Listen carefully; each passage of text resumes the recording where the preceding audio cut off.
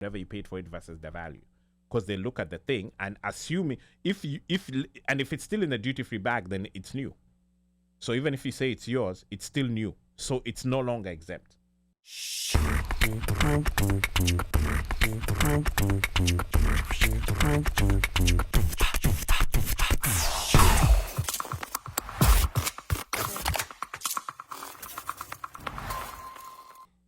Are Kenyans maybe just crying wolf, or is this standard practice across the world to tax things that are above $500 when you're traveling? DJ Moshfire. Okay, so some of us at least get to travel internationally one or more times a year. Especially going back home to Kenya, there's always a declaration form that you're given. Just maybe I would say you fill it out maybe within an hour of landing. So it's given to you in the plane, and then you'll fill it out. And if let's say you didn't fill it out, they're still also at the airport, and you'll fill them out because you would hand that form over to the customs officer. Yeah. And in that particular form, I forget what the form number is, but in that particular form, it actually tells you what the stipulations are.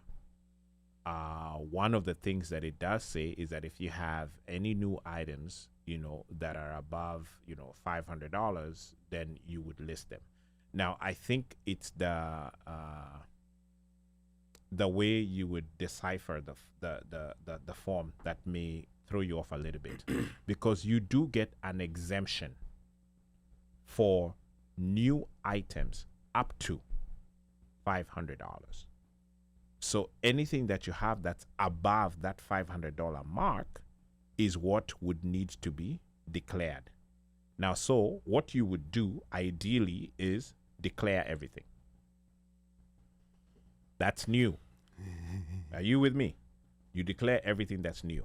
So you have two with a value. suitcases and you declare everything. Correct. Because what happens is that you get $500 for the new stuff exempt. Are we together? Okay. Then whatever goes above that is what is then now taxable. And it's taxable based upon a couple of factors: the value that you have written and what these guys would perceive the value to be. Because so they'll value it, right?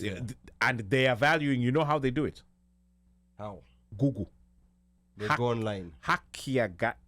Google is how they do it. It's not at the Jamas have at say, okay, well, this is at this, and then we do this, and this is this. Because let's say, for instance, Black Friday, nimepata mavitu, nimenunua vitu Black Friday, right? Like a laptop. It could be anything, yeah, right? So I may have paid $200 for that laptop, but that very same laptop, maybe retail value could come up as 500, but I bought it for 200. That means that it's actually eaten up my other 300 that I would have gotten for a new item. But it doesn't necessarily mean that I would be taxed on that laptop. Maybe now I would get taxed on the other things nimebeba. Zile nguo za watoto, zile maviatu, sijui I don't know who. How do they determine if clothes are new? Again, here's the thing.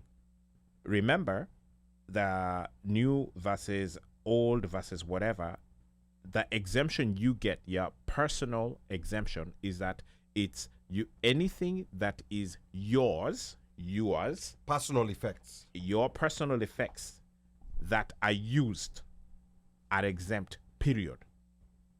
Are we together so far? So that includes electronics. Correct. Are we together so far? Okay. So far, it's my stuff, Omoshi's stuff, yes, right? And they are new. They are used. Okay, they are my personal things, and they are used. Okay. Now, new would be it's still sitting in a box and it's wrapped. Okay, fair enough. Okay, according to them, that's new. Now, new could also be that the iPad, which used to have a cover or is in a cover, and I may have got it a week ago, but it's still mine. They may determine, according to them, that doesn't look used. What do you mean an iPad with a cover? What exactly does okay, that mean? Like let's say, for instance, your iPad has a cover. So most people have a Weka cover on their iPad. Yeah. Right? So I may have bought it last week or 2 weeks ago, and I went to Kenya today. Yeah. So it's still going to look new, whether it's covered or not.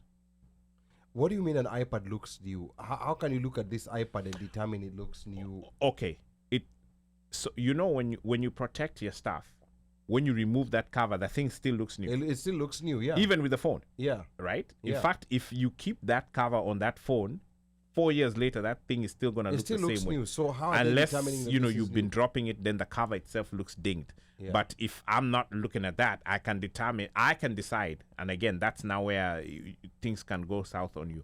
They can decide that this thing is new, and you've just removed it from the box, and so you brought it in, and so that's new. So that's one way of looking at it. But what's supposed to happen is that your personal used items as the traveler are all exempt. So let's work with that. All your personal stuff is exempt.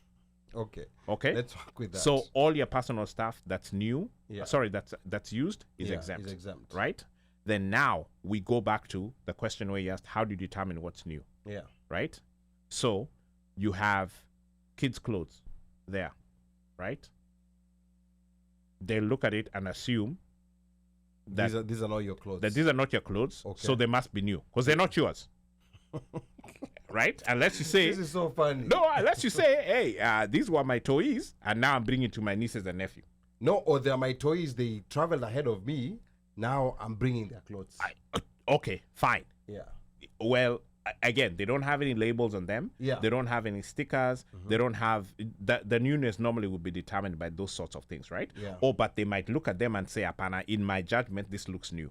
Now washing machine ya Kenya na ya nini zinawasha, sabuni different. Yeah. So hata kama I bought it 3 years ago bado It still looks new. inakanika ni mpya haijachapa Yeah. jo ijapigwa na jua. So again, that's something that then now that $500, that exemption that you're given would be added for these particular items that fall outside of your own personal used stuff.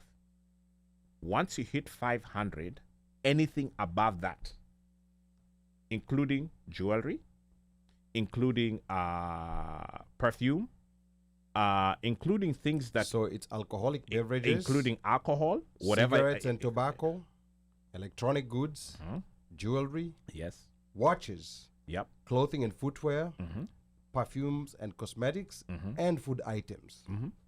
So now, and in fact, now when you think about it, even like food items, right? Let's say I was at duty free and I decided I wanted to get what food items would you buy there? Chocolate.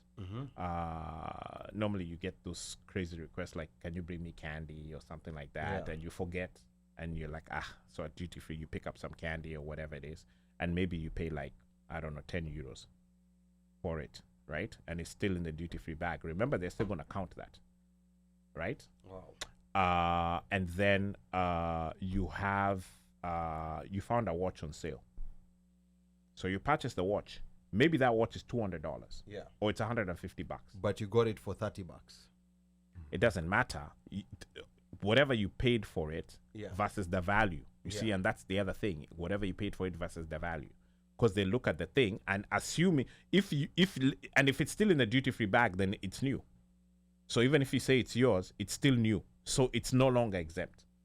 So even the fact that you bought it at a place called duty free. Duty free is exactly that. You bought it without any duty on it.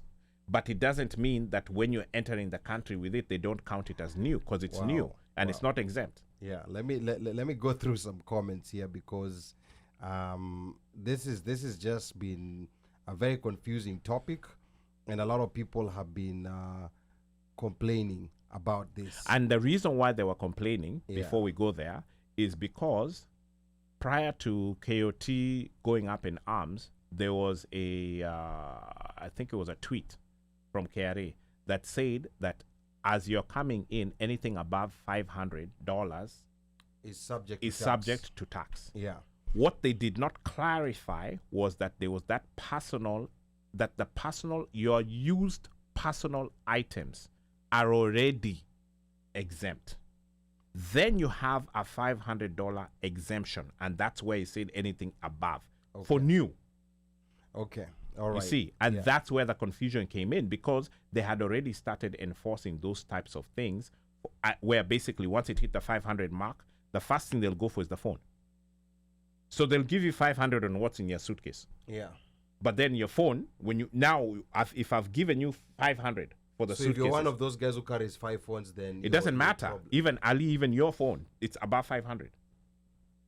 Right? So think of this way. Your phone is above 500. Yeah. All the things that are in your suitcase, right? So this is the old law, the old rule, before they clarified. So everything that's in your suitcase, they'll say that's 500. Let's just say. But then they go for that kicker, your phone. It's above 500. Okay. All so right. then now they'll tax you on your phone.